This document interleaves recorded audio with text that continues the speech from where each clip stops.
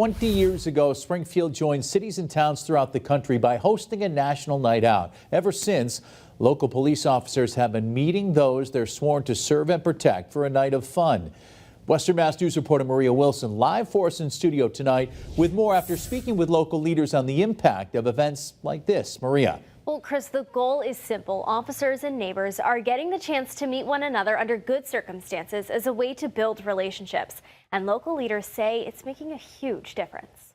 It's the first Tuesday in August, which means it's National Night Out. It is a national event, but we look at it as a local event. This is really needed. The event is all about creating good memories with police officers from a young age.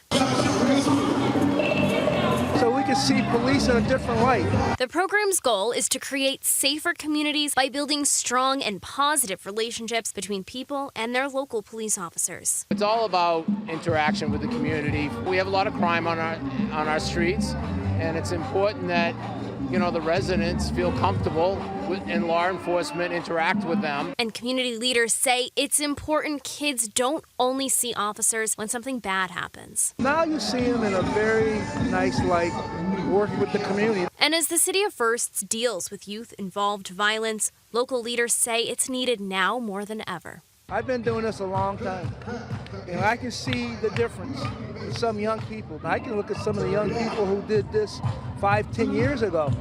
They have a better understanding of police officers and vice versa.